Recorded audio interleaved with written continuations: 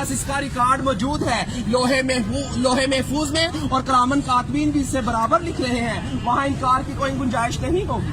وہاں چھپنا چاہو گے چھپ نہیں سکو گے، وہاں بھاگنا چاہو گے بھاگ نہیں سکو گے. میرے بھائیوں، ہم تو ناچنے گانے والے تھے، اللہ پاک نے کہاں گندگی کے ڈھیر سے اٹھایا، کہاں انبیاء والے کام میں بٹھا دیا، اور آج لا کے آپ لوگوں کے سامنے کھڑا کر دیا.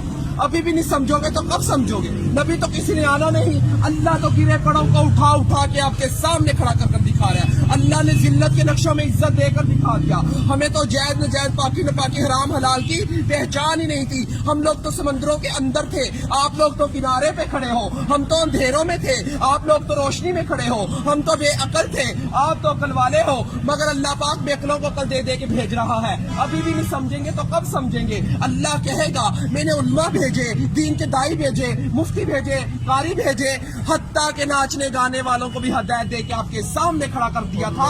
اور وہ بھی یہی کہہ رہے تھے لوگوں اللہ کی طرف آ جاؤ. وہاں کوئی عذر چلنے والا نہیں. اللہ دنیا میں سارے عذر پورے کیے جا رہے ہیں. اگر آپ لوگ دین کا کام مقصد بنا کر نہیں کریں گے تو اللہ ہم جیسوں سے دین کا کام لے گا. اللہ کسی کا محتاج نہیں ہے، ہم سب اللہ کے محتاج ہیں. ابراہ کے لشکر کو اللہ پاک نے پرندوں کے ذریعہ، ابابیل کے ذریعے ہلاک کیا اور بیت اللہ شریف کی حفاظت فرما کر دکھائی. نمرود کو ایک مچھر کے ذریعے ہلاک کیا. جس بادشاہ کے تخت پر بیٹھ کر وہ سجدے کروایا کرتا تھا، اسی بادشاہ کے تخت پر بیٹھ کر اللہ پاک نے اس کے سر میں چھتر مروا کے دکھائے. اللہ کسی کا محتاج نہیں ہے، ہم سب اللہ کے محتاج ہیں. میرے بھائیوں، اگر یہ تبلیغ کی محنت نہ ہوتی تو ہم جیسے کیسے راہ راستے آتے. یہ کام بالکل حق اور سچ ہے میرے بھائیوں، یہ انبیاء والا کام ہے، نبی تو کسی نے آنا نہیں ہے. اگر یہ تبلیغ کی محنت نہ ہوتی، چور، فراڈ، زنائی کیسے راہ راست پہ آتے؟ یہ وہی محنت ہے میرے بھائیوں. اس محنت نے ہمارے اوپر کرم کر دیا. اللہ ہمارے بزرگاں دین کی حفاظت فرمائے جو یہ کلمہ لے کر ہم تک پہنچے. ہم تو اللہ کے حکموں کو توڑ رہے تھے، نبی کریم صلی اللہ علیہ وسلم کے طریقوں کو چھوڑ رہے تھے. کہاں سے جنت کے حقدار؟ جنت کا حقدار وہ ہے جو اللہ کے احکامات اور نبی کریم صلی اللہ علیہ وسلم کے طریقوں پر زندگی گزارے گا. تو میرے بھائیوں، اب کسی نبی نے نہیں آنا. ختم نبوت کے صدقے یہ کام میرے اور آپ سب لوگوں کے ذمہ ہے کہ ہم کلمہ گو والے بن جائیں، لا الہ الا اللہ محمد رسول اللہ کی دعوت دینے والے بن جائیں.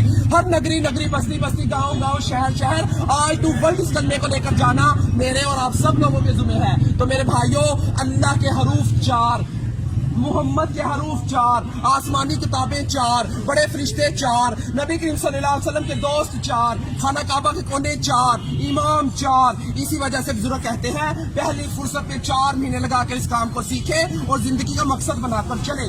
سیکھنے کے لیے 4 مہینے، کرنے کے لیے پوری زندگی، پھرنے کے لیے پوری دنیا. تو میرے بھائیوں، سیکھتے سیکھتے کرنا ہے اور کرتے کرتے مرنا ہے. تو میرے بھائی، یہ دنیا ہمارا امتحان ہے، عبادت ہماری پہچان ہے، اور دعوت اللہ ہمارا کام ہے. ہم تو اس کام کو کرنے کے لیے موت تک ارادہ کرتے